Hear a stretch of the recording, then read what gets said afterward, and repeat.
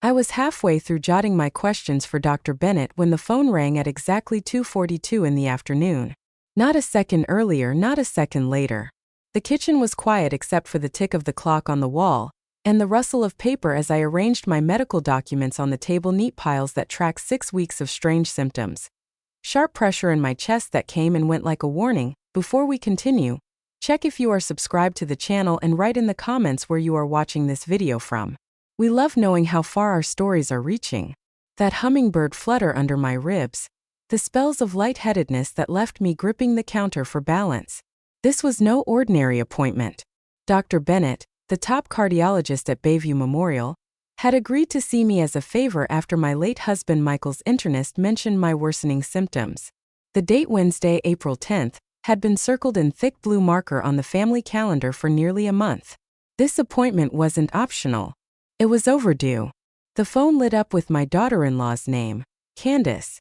I already knew this wouldn't be a friendly call. "Hey Elaine," she said, skipping any greeting. "Are you busy? I need you to watch Parker and Lily this afternoon. Work emergency." I paused, eyes flicking to the file folder labeled cardiology, urgent. "I can't today, Candace. I've got a cardiology appointment at 4. I've waited weeks for it." A beat of silence. "What kind of appointment?" she asked like she didn't believe me. "I told you about the chest pain last month. And the dizzy spells." Dr. Bennett squeezed me in. Candace's tone shifted not to concern but command. "Elaine, this is a real crisis. My boss just pulled me into an emergency budget review. If I don't show, my job could be on the line. Can't you just reschedule your thing?" I closed my eyes, took a breath. "Candace, this isn't a nail appointment. It's cardiac. And I've already delayed once. You're seriously choosing your little checkup over your grandkids?" That landed with a familiar sting, a tactic I'd come to recognize. Candace had a way of cloaking her poor planning in emotional guilt. "The kind of grandmother who wants to be around long enough to see her grandkids graduate," I replied. There was a sharp silence on the other end. "Fine," she snapped. "Hope your precious appointment is worth abandoning family." She hung up. I stood there holding the phone, the silence after her words louder than any noise. Candace had done this before, turned her stress into my responsibility. But since Michael's passing, I'd worked hard to rebuild a life that wasn't defined by everyone else's emergencies. Grief therapy, journaling, quiet walks by the lake, boundaries. At 63, I had just begun to understand that self-preservation wasn't selfishness. By 3:15, I'd finished organizing my test results and tucked them into a manila envelope. I still needed to battle downtown traffic and find parking near the medical center. Just as I reached for my purse, my phone buzzed again. A text. From my son, Josh. "Mom, any way you can help Candace with the kids? She's really in a bind." I didn't bother crafting a paragraph. "Sorry, Josh. Not today. I've got an important doctor's appointment. Maybe Vanessa can help?" Vanessa was Candace's sister, a freelance photographer with flexible hours and a house 10 minutes from theirs. "She's on a shoot in Tahoe." "Just this once, Mom? You always say family comes first." I stared at that sentence longer than I should have. Family first. It was Candace's favorite phrase when she wanted a favor. And Josh had picked it up like secondhand smoke, saying it whenever he didn't want to acknowledge that what they were asking of me wasn't small. Family first. As if saying no meant I didn't love my grandkids. But love, I'd learned, isn't measured in last-minute sacrifices. It's measured in showing up healthy, present, and not running on fumes. I silenced the phone, grabbed my bag, and locked the house behind me. As I merged onto the freeway toward the hospital, a strange relief settled in my chest, the kind that comes not from confrontation, but from holding the line. The cardiology center was buzzing when I arrived. The kind of busy where every seat in the waiting room was filled, and the front desk staff spoke in hushed but rapid voices. Even so, when the nurse called Elaine Porter, I felt seen, heard, taken seriously. And it had been so long since a medical professional had treated me like my pain mattered. Dr. Bennett was thorough, gentle, and precise, a man who made notes in tidy cursive and listened with the care of someone who'd learned too many patients dismissed their symptoms until it was too late. He asked about Michael, about my family history, about the night sweats and the way the chest tightness had begun waking me at dawn. When he finally said, "You did the right thing coming in today," a knot I hadn't even known I was carrying seemed to unwind. But that relief didn't last long. Because the moment I stepped back into my car, the grocery bag with chicken, lemons, and fresh bread rustling in the passenger seat, my phone lit up with Candace's name. For half a second, I thought maybe she was calling to apologize. "Elaine," she said, her voice sharp with panic. "Where are my kids?" My stomach dropped. "What are you talking about? They're with you." "No, they're not," she shouted. "I put Parker and Lily in a Lyft 2.5 hours ago and sent them to your house. And they said you weren't answering the door." My world went utterly, perfectly still. "What do you mean you put them in a Lyft?" I whispered. "You said you'd watch them," she snapped. "No, I did not. I told you I had a cardiology appointment." "Well, I assumed you'd change your mind." There it was. The assumption that my no was negotiable. That she could bend my time, my life, my health to whatever she needed. "What address did you give the driver?" I forced my voice steady. "Yours. 412 Pinebrook Lane. I live at 412 Pinebrook Avenue, Candace." "Avenue. Not lane." A beat of silence. Then, "Well, same thing." "No," I said, my breath coming shallow. "They are two different places. Pinebrook Lane is clear across town." "I don't know." I scribbled it on a sticky note and handed it to the driver. He nodded. I deleted the app afterward because it kept glitching. "You deleted the app." I was in a rush. "Elaine, why are you making this about me? My children are missing." A cold metallic fear slid through me. The kind that leaves your legs numb. "Candace," I said, "we need to call the police. Now." "What?" "No. They'll think I'm irresponsible." "This isn't about you." I snapped, a rare rise in my voice. "Parker and Lily are 7 and 5. They are alone with a stranger in a city the size of a small country. Call 911. "I'm calling right now." I didn't wait for her response. My hands shook as I dialed. 911, what's your emergency?" My grandchildren were put in a rideshare without adult supervision. They didn't arrive at my home. We don't know where they were dropped off. Within 20 minutes, 2 officers were at my house, Officer Valdez and Officer Hargrove, both calm in that serious, clipped way of people who deal with chaos every single day. Officer Valdez took notes while I walked her through everything. The phone call with Candace, the misaddress, the ages of the children, the fact that I had said no. So the children were unaccounted for approximately 2.5 hours before anyone realized? "Yes," I whispered. "And their mother sent them in a rideshare after you declined care?" "Yes." Officer Valdez didn't wince, but her eyes hardened just barely. "This will be handled as a missing children case," she said. "We're contacting Lyft's safety team now. However, without an active account to trace, we may need to escalate." The world tilted, the hallway swaying. "Are you feeling all right, Mrs. Porter?" she asked. I'm fine," I lied. What else could I say? That my heart felt tight again? That the edges of my vision were darker than they should be? Pushed it away. My health could wait. My grandchildren couldn't. Officer Hargrove returned from canvassing the neighborhood. "No one saw a drop-off here," he said. But Mrs. Keating, 2 houses down, mentioned she saw a sedan lingering at the stop sign near Pinebrook Avenue around 4:45. Could have been unrelated, but she said the driver looked confused. My throat dried. A confused driver. A handwritten address. 2 children with no way to advocate for themselves. Where were they? Were they safe? Were they scared? My phone buzzed again, Josh this time. "Mom, what's happening?" "Candace told me the kids are missing." "Are you at home?" I didn't have the energy to text back. I answered. "Mom," he said, breathless. "Candace told me you forgot to open the door when the driver dropped them off." How could Dash?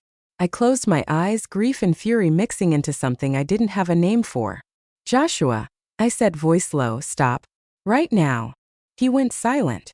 "Your wife sent children across the city in a rideshare after I said I had a medical appointment. They never arrived. This is not my fault." Another beat of silence. A long one. Heavy and terrible. "I'm coming over," he finally whispered. "Good," I said.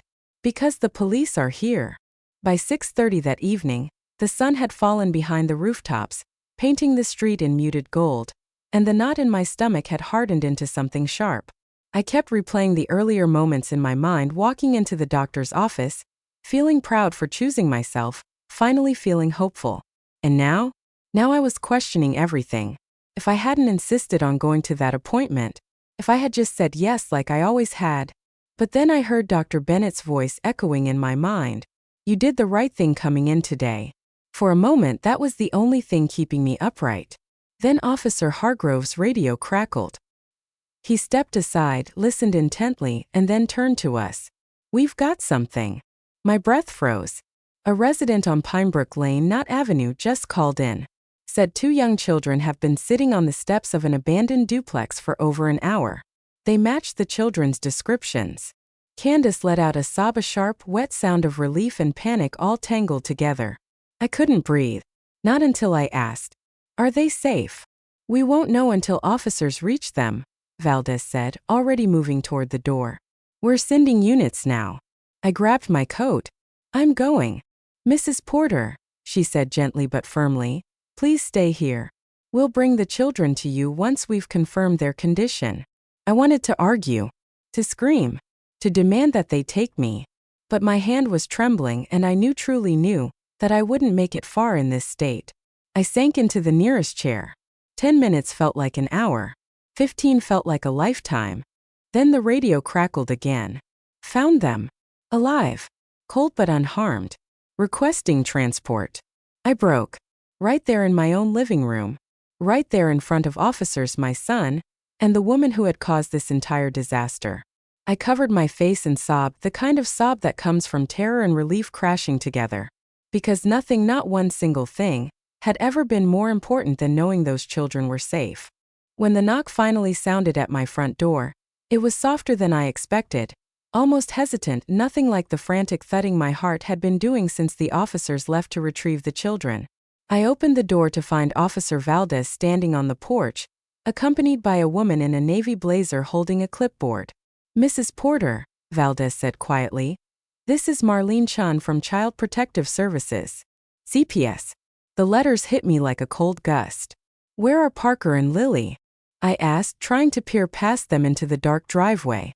"They're safe," Marlene said with a practiced gentleness. "They're at the precinct right now with the child advocate. We need to speak with you before we bring them here." The floor under me felt uneven, like my old hardwood had suddenly softened. "Please come in," I said. They stepped into my living room.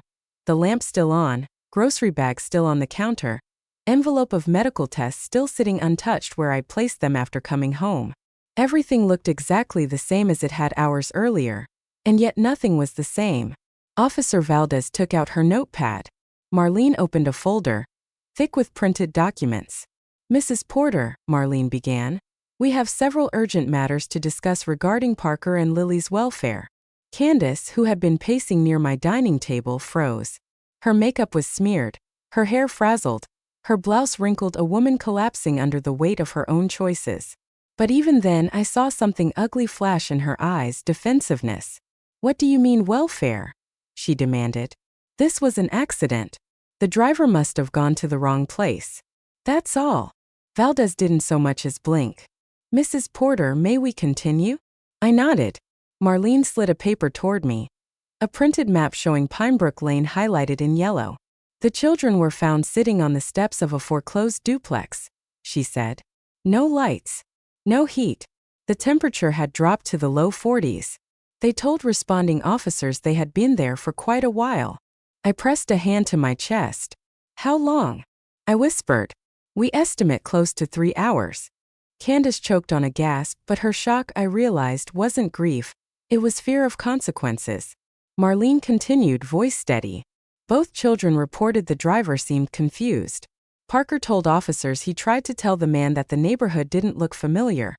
But the driver insisted this was the address on the note. I bit my lip so hard I tasted copper. He didn't call anyone? Didn't ask for clarification?" I asked, horrified. "The driver stated he thought the kids were simply nervous. He claims he dropped them off, saw them walk toward the duplex, and assumed an adult was inside waiting. Assumed. Everything tonight had been built on assumptions, Candace's assumptions about me, the driver's assumptions about an address, and my assumption that saying no would mean no. Marlene turned another page.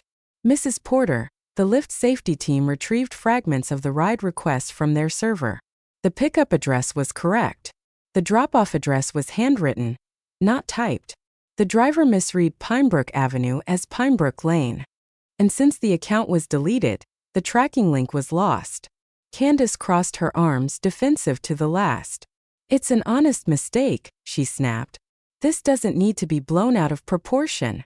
Marlene's voice hardened. "Mrs. Porter, sending minor children in a rideshare without adult supervision is illegal in this state. Doing so without confirming the receiving adult is present constitutes neglect. Deleting the app afterward prevented us from locating your children sooner." Candace's lips parted. I was trying to get to my meeting. My boss dash. Officer Valdez cut her off. "Your children could have died tonight." Silence swallowed the room. I had never seen Candace speechless. Never. "What happens now?" I asked quietly because someone needed to focus on the children instead of excuses. Marlene folded her hands on the table. "Under state law, we are required to open a child endangerment investigation. Pending that investigation, Parker and Lily cannot return to their mother's care tonight." Candace reeled back like she'd been slapped. "What? You can't take my kids away." "They're fine. They're fine." Candace Josh warned under his breath. "I am their mother," she shouted. "And tonight," Marlene replied coolly, "your actions place them in immediate danger. As of now, CPS is implementing a protective placement." My breath caught. "Where will they go?" I asked. Marlene looked at me with an expression that softened just a little. "To you, Mrs. Porter. If you're willing."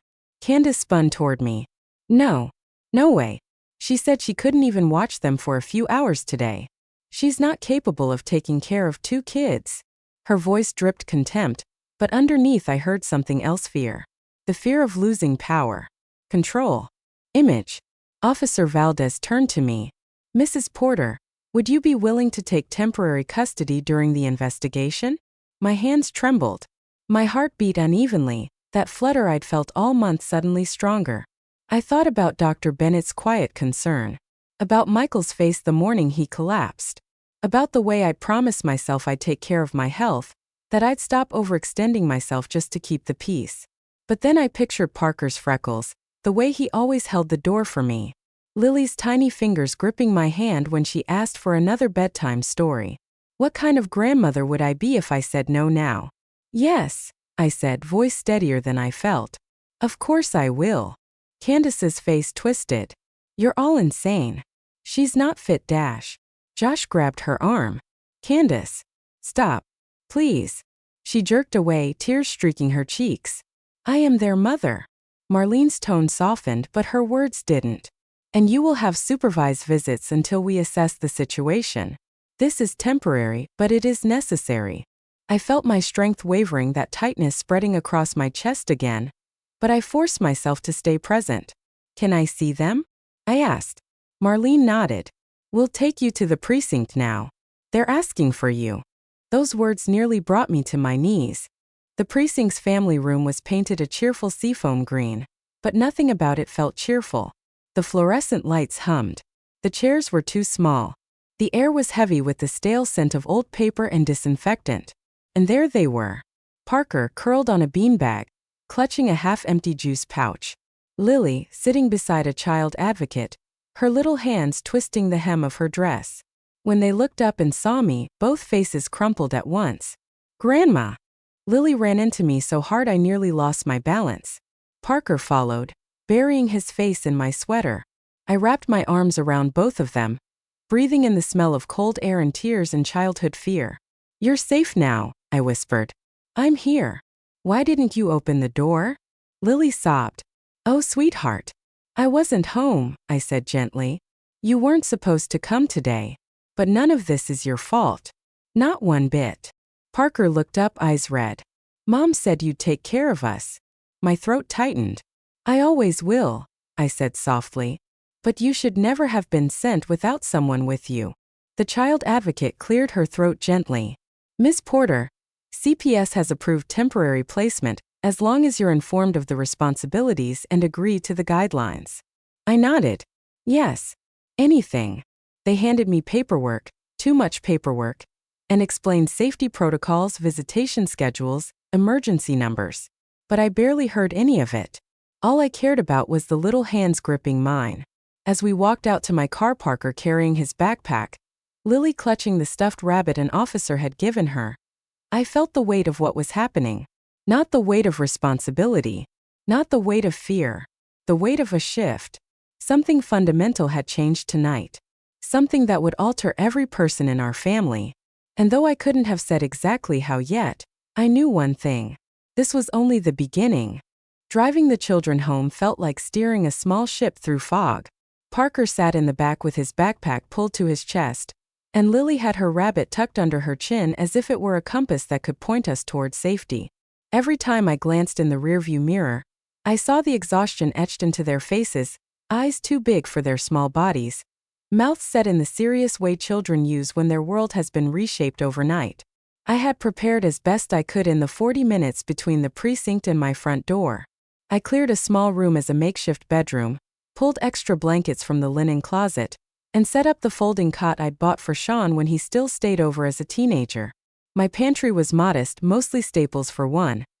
Whole grain crackers, a jar of instant coffee, and canned soups. Not exactly a childcare arsenal. But I made a list: small concrete things. Cereal they could like, bath time at 7, story at 8, bed by 8:30. Little routines anchor children. I knew that from years of babysitting grandchildren on weekends back when life was more predictable. When we walked through the doorway, the house felt simultaneously familiar and new. Their footprints would be everywhere by morning. I found myself softening in a way I hadn't expected. My widow's home, once neat and quiet like a museum, suddenly smelled of little sneakers and juice-stained sleeves. It was alive.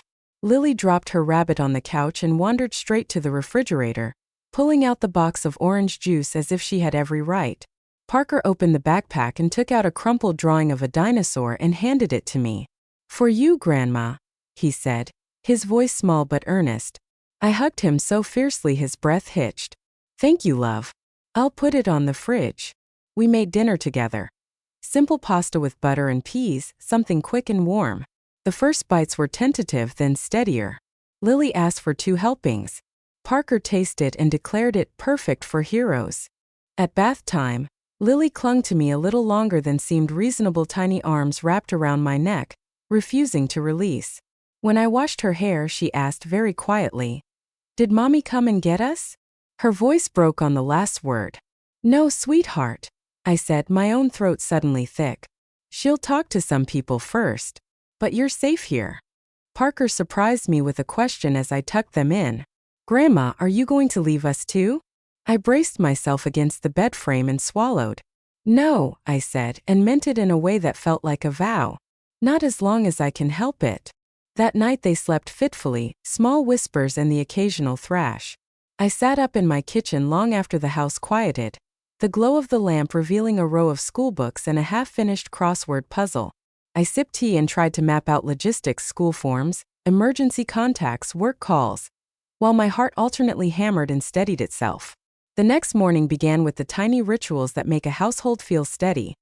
Cereal bowls lined on the counter, shoelaces tied, backpacks loaded.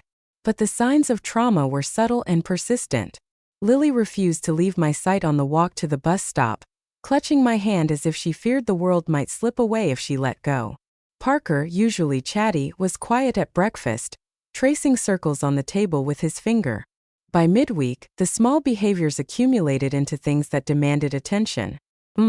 Lily started wetting the bed again, the kind of regression that belongs to deep fear rather than accident. Parker began to ruin his handwriting with tight, cramped letters.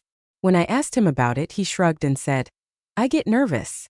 Every therapist I'd ever read recommended routine and predictability for children after upheaval, so I created them. Wednesday nights became movie night. Homework hours were sacred. We scheduled a weekly video chat with Josh, and he texted photos of things Parker liked: the renovated treehouse at his father's house, the new soccer ball. I sent photos back: the dinosaur drawing on the fridge, Lily's rabbit tucked on her pillow. We built a bridge of small gestures across a chasm that still felt yawning. Of course, the practical responsibilities landed squarely on my shoulders. CPS required a home visit within the week. That morning, Miss Marlene arrived promptly in a plain jacket with an efficient folder of checklist forms. She walked through the house, nodding at safety features, asking about routines, and glancing occasionally at the children as they moved about with tentative curiosity. "You're doing well for the first week," she said as we sat at the kitchen table. "We'll document progress and check for any signs that indicate further intervention. You understand the conditions: background checks, home inspections, periodic meetings. This is temporary initially, until we finish our assessment." "Yes," I said. "Whatever is needed." She hesitated and then asked quietly, "Mrs. Porter, are you medically stable? Do you have any appointments coming up?" The question sliced through me. For a second, I was a woman balancing appointments and prescriptions in a life that had been mine alone. Then I was the woman Parker looked at when he was afraid, the woman Lily curled into at bedtime. Both realities were true. "I have a cardiology follow-up next week," I said. "But Dr. Bennett arranged for flexibility. If necessary, I can bring the children with me, and there will be a child life specialist." Marlene nodded. "We'll make a note of that. We also need to speak with your son. It's important that he demonstrates stable support." Josh arrived that afternoon with grocery bags and an apologetic face. He had the look of a man who had been shaken by events and was still trying to measure what he'd missed. He greeted the children with a warmth that was at once eager and tentative. Later, when the kids were watching a movie and Lily had fallen asleep with her rabbit tucked in, Josh and I sat across from each other with mugs of coffee growing cold. "You did what you had to do," he began, then stopped. "Mom, I should have seen the signs with Candace. I should have stopped her." "You weren't the one booking the rideshare," I said. "You weren't the one at the club." He flinched. I know that now. But I missed it. I should have checked on her more. I should have listened to the stories the kids told. I was busy. I thought she was fine." His voice cracked on that last admission in a way that made me ache for him. Parenting is equal parts fear and omission. We are often punished not only for what we do but for what we fail to notice. "Josh," I said gently, "this isn't about piling guilt. This is about what you do next." He looked at me, eyes rimmed with red. "What if they take the kids away permanently? What if I can't prove I can do it?" "You can show up," I said. "You can go to the classes, the therapy, the evaluations. You can change what you do. That's what they'll look for." Over the next few days, the legal and logistical machinery began to click into place. An investigator came to interview me formally about the night the children went missing. We signed forms for school enrollment, emergency authorizations, and temporary guardianship. I met with a public defender assigned to Candace's case, who explained that criminal charges might be filed depending on the outcome of the investigation. The language they used, neglect, endangerment, felt clinical and cold, but their implications were seismic. And through it all, the children did what children do. They adapted. They fought over who got the top bunk. They scribbled pictures I taped to the refrigerator. They fell asleep too quickly and woke with cheeks flushed from dreams. Their fragility coexisted with an astonishing resilience. One sleepless night, I sat by the window with a paper full of to-dos. Appointments, school meetings, medication schedules. The light from the street lamp painted the kitchen in soft gold. I thought about the woman I'd been the day this started. A woman who had the right to keep her health a priority. And I thought about the woman I'd become. A guardian, a witness, someone who would hold two lives in my hands and do everything to keep them whole. The moral line I'd drawn earlier, the one that made me refuse that first call, wasn't erased by what followed. If anything, it had been validated. I had said no to enable my capacity to say yes to the things that truly mattered. "Mom, what's going on? Candace said the kids are missing. Are you at the house?" I didn't have the strength to type anything back. I just picked up the call. "Mom," Joshua rushed out, breathing hard. "Candace told me you didn't answer the door when the driver dropped them off. How could?" I closed my eyes, a mix of heartbreak and anger twisting in my chest. "Joshua," I said, my voice low, "stop. Right there." He fell silent. A tense, loaded hush. "Your wife sent those children across the city in a rideshare, even after I told her I had a medical appointment. They never made it here. This is not on me." Silence again. Heavier. Sinking between us. "I'm coming over." he said finally, barely above a whisper. Good, I replied. Because the police are already here. By 6:30, the sun had slipped behind the rooftops, leaving the street washed in dull gold. The tight knot in my stomach had sharpened into something that almost hurt. I kept replaying my morning in my head. Walking into the clinic, feeling proud for choosing myself, feeling lighter, hopeful. And now? Now every decision felt like a mistake. If I hadn't insisted on that appointment, if I just said yes like always. But then Dr. Bennett's calm voice echoed back. You made the right choice coming in today. For a few seconds, that was the only thing keeping me steady. Then Officer Hargrove's radio crackled. He stepped aside, listened, then turned around with a new tightness in his face. We've got a lead. My breath stopped halfway. A resident on Pinebrook Lane, Knott Avenue, reported 2 young kids sitting on the steps of an abandoned duplex for over an hour. The description matches. Candace released a sharp, broken sob, relief and dread tangled together. I still couldn't breathe. Not until I managed. Are they okay? We won't know until the officers get there, Valdez said, already heading toward the exit. Units are on the way. I grabbed my coat. I'm going with you. Mrs. Porter, she said softly but firmly, please stay here. We'll bring the children to you once we confirm they're all right. I wanted to shout, to demand they take me, but my hands were shaking and my chest felt hollow. I knew I wouldn't get far like this. I sank into a chair. 10 minutes dragged like 50. 15 felt endless. When Miss Marlene left that afternoon, she paused at the door and touched the edge of my sleeve. You're doing important work, she said softly. Take care of yourself so you can take care of them. I nodded, the truth of it settling into my bones. This was the work now. The days that followed blurred together into a rhythm of paperwork, appointments, and small emergencies. On the surface, it was all practical: school registration forms, a dentist appointment for Lily, a call with the guidance counselor about Parker's classroom placement. Beneath that hum of logistics, something else was working.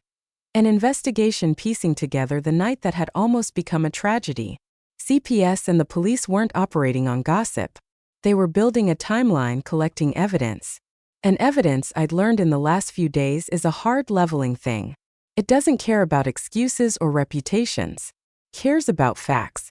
One morning, Marlene arrived with a USB drive and a stack of printed screenshots.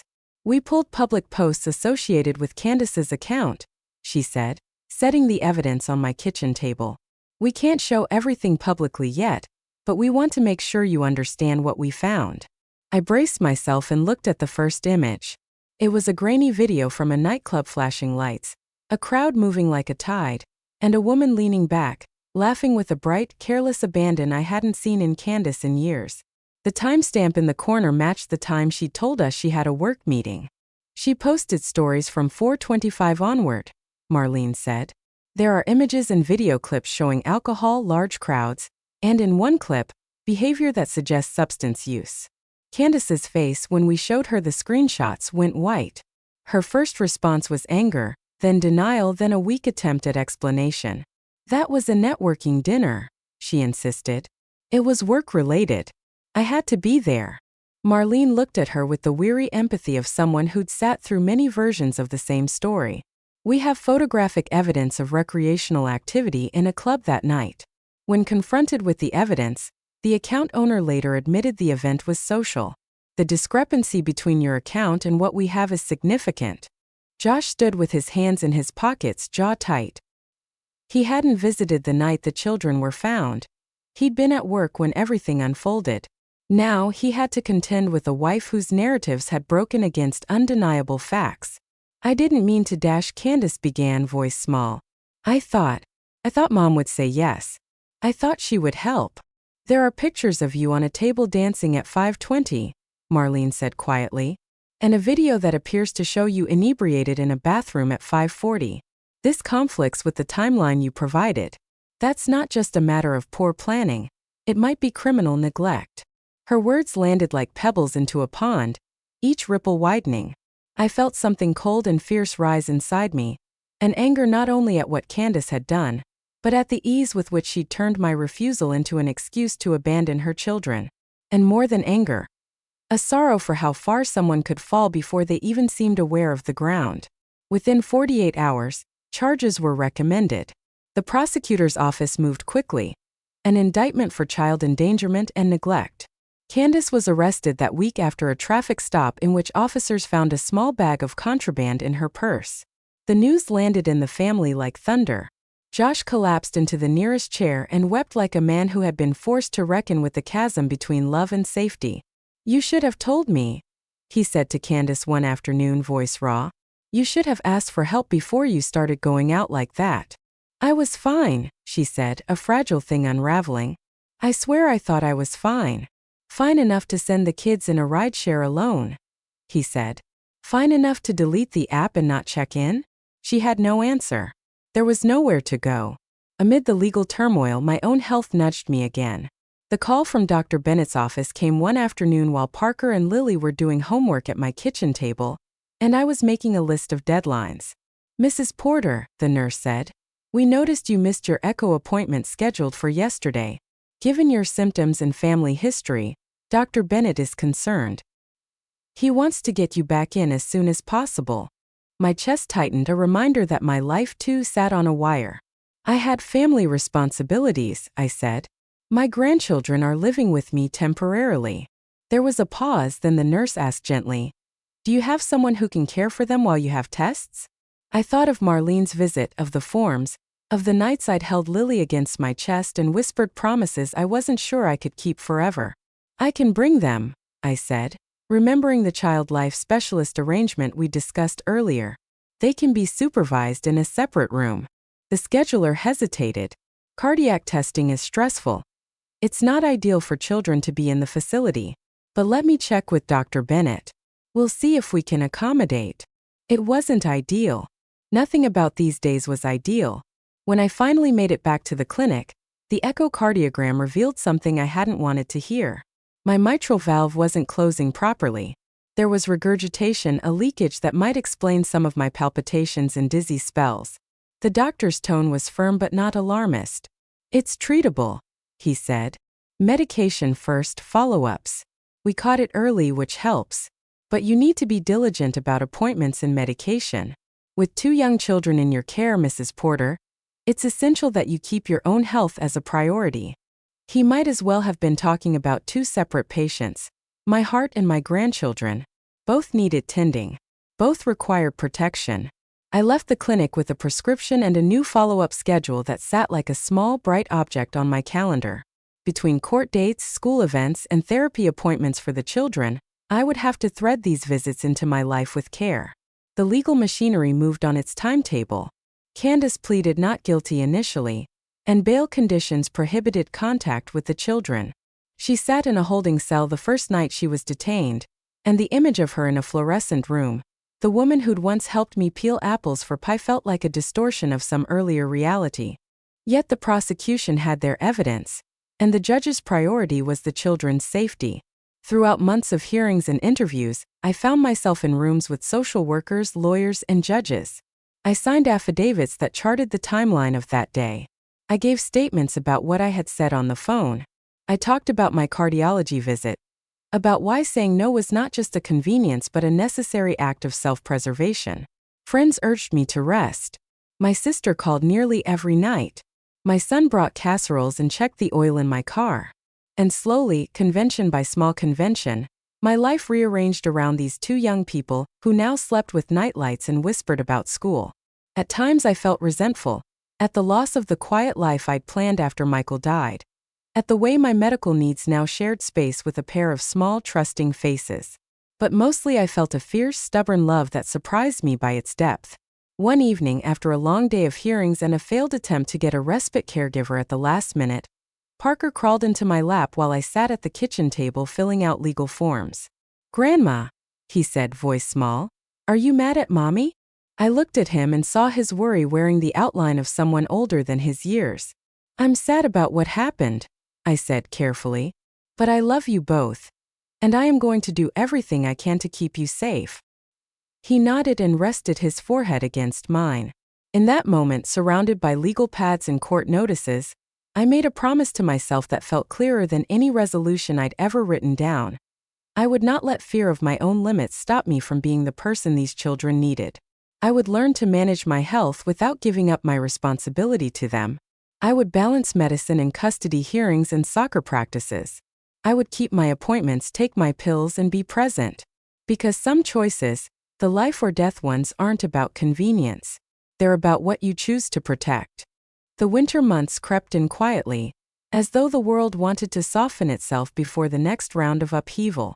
With each cold morning, our routines grew more structured, more familiar. Breakfast at 7, the bus at 7:35, homework at 4, dinner at 6. Children thrive on predictability, something I was rediscovering daily, and so I built predictability like someone laying stones on a garden path. But beneath that routine, life had become an intricate web of obligations, appointments, and responsibilities that seemed a size larger than I was. I juggled school meetings, Parker's tutoring referral, Lily's recurring nightmares, and calls from CPS updating me on the slow churn of the investigation. Some days it felt like my calendar was made of glass, beautiful, useful, and ready to shatter with the slightest misstep. And then there were the parenting classes. Josh had agreed reluctantly at first to attend the state-mandated parenting program required for him to regain primary custody. I attended the first session with him, not because I had to but because I needed to see that he understood the importance of this. The classroom smelled faintly of old carpet and hope, a circle of worn chairs, posters on the walls showing things like healthy boundaries and calm communication. The instructor, a woman named Deidre, began by asking each participant to say why they were there. Most parents spoke in half-whispers, embarrassed. Josh, when his turn came, surprised me. "I'm here because my kids needed help and I didn't see it," he said. "I want to be a better father." It was the first time I'd heard him say it aloud. The acknowledgement that he'd missed warning signs long before the rideshare incident. Something cracked open inside me. Not pain but something like release. "You're doing good work," I whispered to him on the way out. He nodded, eyes damp. "Mom, thank you for not giving up on me." But recovery of a family of trust isn't linear. It stumbles. One Tuesday morning as I was making lunches, I lost my breath. Not metaphorically, literally. A tight bandit pressure squeezed across my chest, and my vision narrowed at the edges. I gripped the counter until the dizziness passed. Parker, oblivious, sat at the table drawing spiral shapes with a green crayon. Lily hummed to her stuffed rabbit. I didn't want to scare them. I didn't want to admit to myself how frightened I was. So I placed an extra dollop of peanut butter in their sandwiches, sent them off to school with hugs that lingered too long, and sat down at the kitchen table as soon as the door closed. My heart felt off. Not painful, just wrong. And when I glanced at my planner, I saw the truth. I had missed another follow-up with Dr. Bennett. Not by a day, by nearly a week. The guilt hit me in a rush, hot and overwhelming. I called the clinic immediately. "Mrs. Porter," the receptionist said gently, "we've been trying to reach you. Dr. Bennett is concerned. We need to get you in soon." "I'm caring for 2 young children," I said, my voice cracking. "I can't leave them alone, and I haven't been able to get someone to cover the appointments." There was a long pause, then she said, "Let me check something." A moment later, she returned with a suggestion. "We have arrangements for patients with caregiving responsibilities. We can schedule your tests on a day when our family support volunteer is present. They can supervise the kids in our reading room while you attend your appointments." The relief was so sharp I almost cried. "Yes," I whispered. "Please. Anything that allows me to come in." We set a date for the following Thursday early morning before school hours. I felt the knot in my chest loosen. One thing I learned caring for those 2 children. You can't pour from an empty vessel.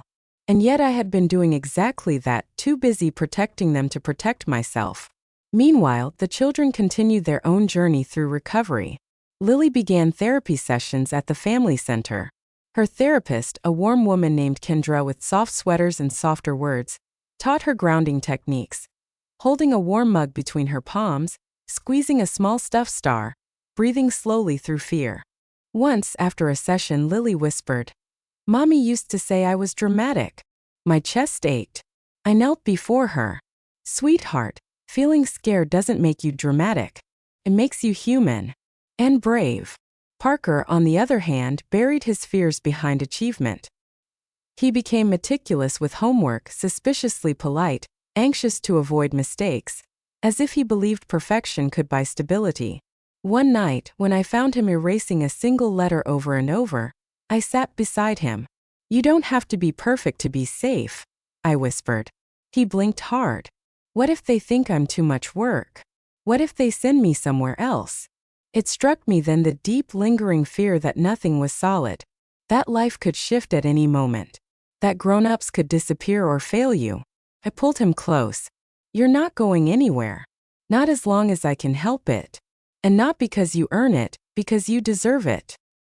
He cried into my shirt until the tension in his body softened.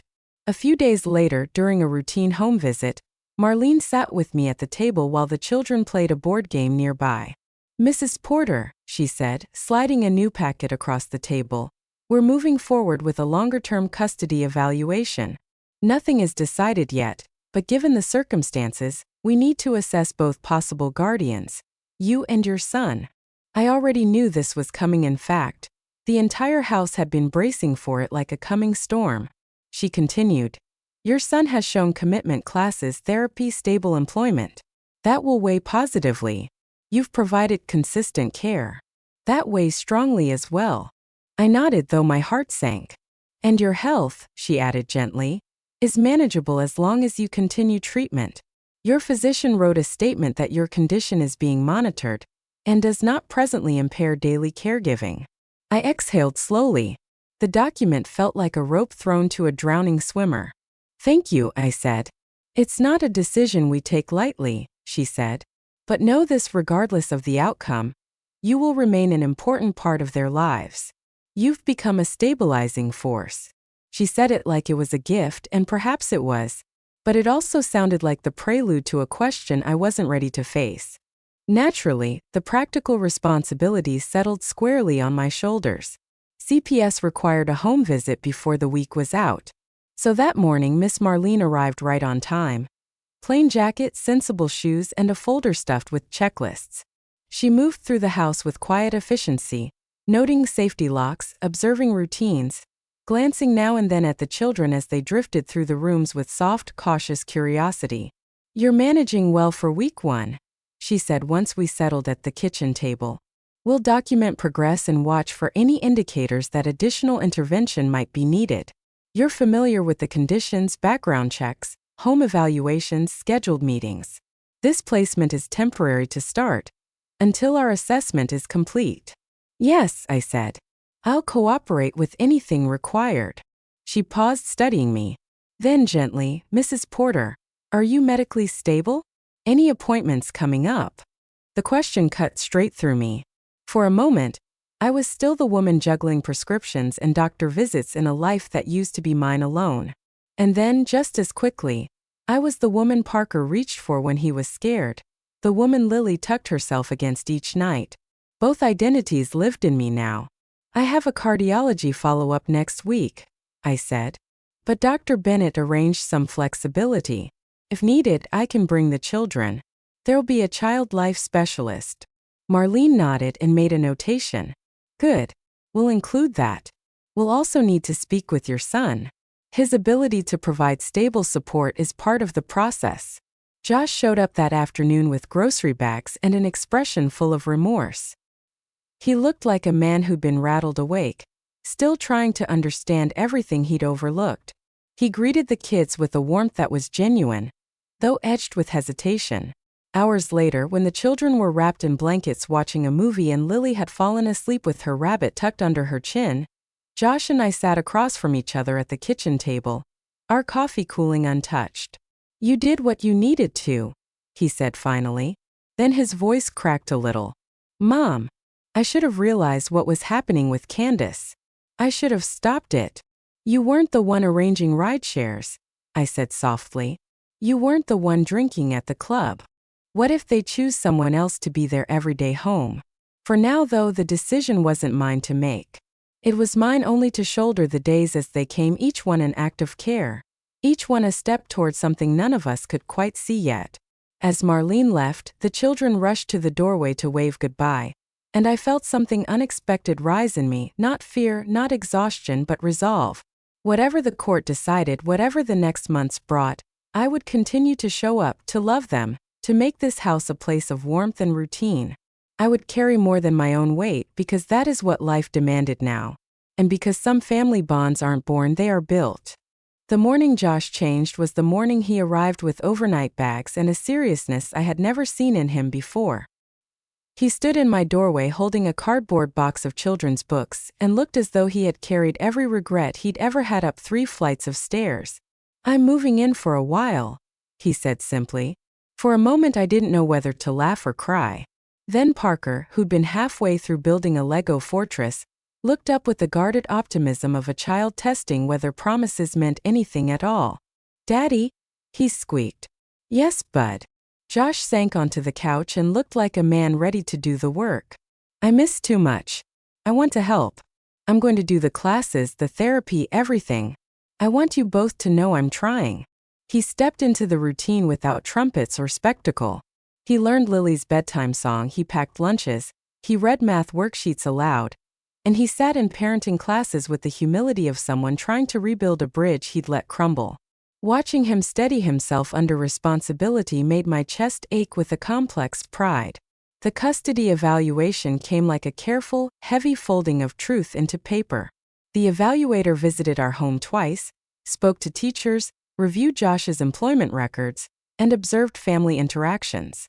The children were interviewed by a child therapist who asked them to draw pictures of their family and point out who made them feel safe. Parker drew a large house with 2 windows and labeled one Daddy's and the other Grandma's. And Lily drew a heart with 3 stick figures inside. I kept those pictures on the refrigerator like talismans. The panel convened in a small conference room that smelled faintly of coffee. A judge's clerk, a social worker, and the evaluator sat across from us while our attorneys explained timelines and plans. Josh spoke plainly about his work changes. He'd negotiated a hybrid schedule so he could be home more. He presented evidence of steady pay and references from his supervisor, who vouched for his reliability. I spoke about routines, school continuity, and the children's emotional needs. It was clinical and human at once. "Both placements have merits," the evaluator said finally. "Mr. Porter has demonstrated rapid improvement and commitment.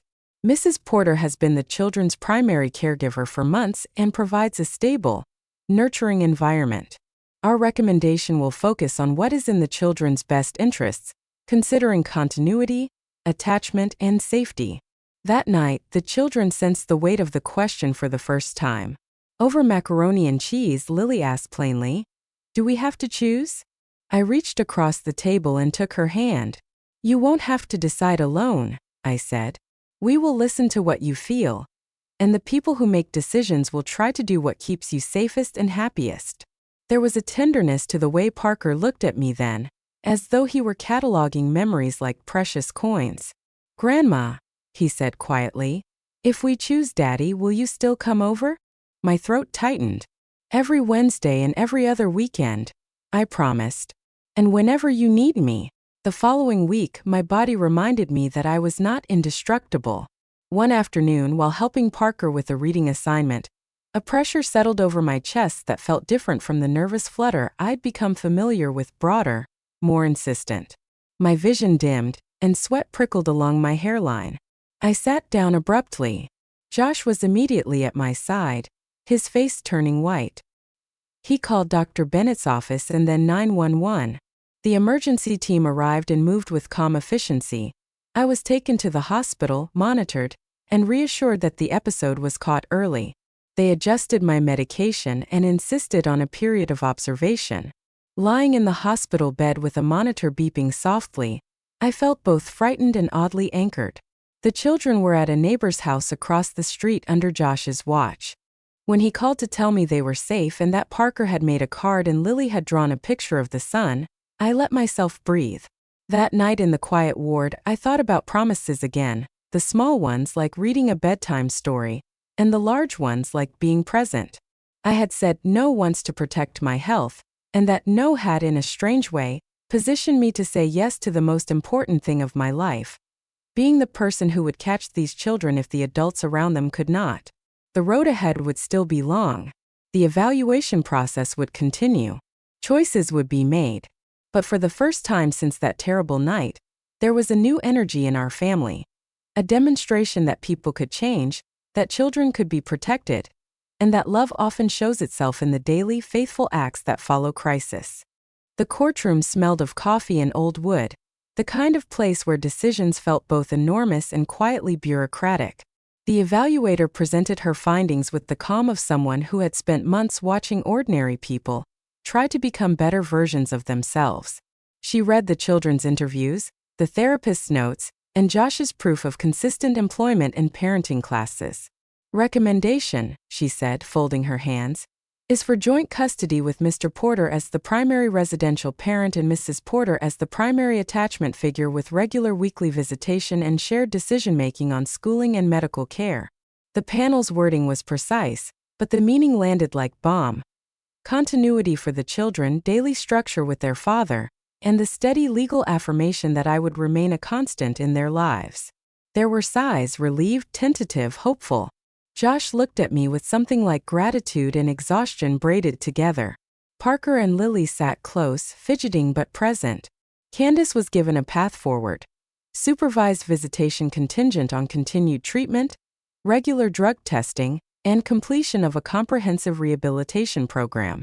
It wasn't an instant redemption. It was a conditional, careful opening, the sort of second chance that required sustained work rather than a good speech. 2 years later, that conditional work had softened into an imperfect but real recovery. Candace completed treatment, stayed sober, and attended parenting classes. Visits remained supervised at first, then expanded as professionals validated her progress. She was not the same person who'd put her children in a rideshare and deleted an app to hide the trace. She was human, fallible, and trying. Our lives rearranged not into one neat picture but into a braided configuration. School mornings at Josh's house, Wednesday afternoons and alternate weekends at mine, holidays that rotated and sometimes overlapped in messy, perfect ways. Sarah, Josh's partner, became a presence who earned trust by small acts, homemade cupcakes, listening without judgment, learning Lily's favorite bedtime song. The morning Josh changed was the morning he arrived with 2 overnight bags and a gravity I had never seen in him. He stood in my doorway holding a cardboard box filled with children's books, looking like he'd hauled every regret of his adult life up those 3 flights of stairs. "I'm staying here for a while," he said quietly. For a second I couldn't tell if I wanted to laugh, cry, or cling to the hope in his voice. Parker, halfway through constructing a Lego fortress, looked up with the hesitant brightness of a child who has learned to test hope before trusting it. "Daddy," he whispered. "Yeah, buddy." Josh lowered himself onto the couch, his shoulders falling in a way that told me he'd made a choice, finally, deliberately. "I miss too much. I want to help this time. I'll do the classes, the therapy, all of it. I need you both to know I'm really trying." And he stepped into the routine without applause or dramatic declarations. He learned Lily's bedtime melody. He packed lunches. He sounded out math worksheets with Parker. He attended the parenting classes like a man determined to rebuild a bridge he'd let rot for far too long. Watching him settle under the weight of responsibility, steadily without complaint, made something inside my chest ache with a complicated, reluctant pride. On the morning of on the morning of Lily's 10th birthday, the backyard was full of mismatched chairs and laughter. Candace arrived with an easel and paints, shy but attentive. Josh carried a cake with candles. Parker had a soccer medal he insisted on showing everyone. I stood off to the side watching a family that had been rebuilt from fragile parts into something sturdier. As I tucked Lily into bed that night, she pressed her small hand into mine. "Grandma," she said, voice drowsy, "did you know saying no that day would make everything better?" I smiled, remembering the kitchen clock, the envelope of medical papers, the appointment I'd kept. "No," I said truthfully. "I didn't know. I only knew I needed to take care of my heart so I could be here when you needed me." She fell asleep with her rabbit tucked to her cheek and the steady rise and fall of breath that tells you a child is safe.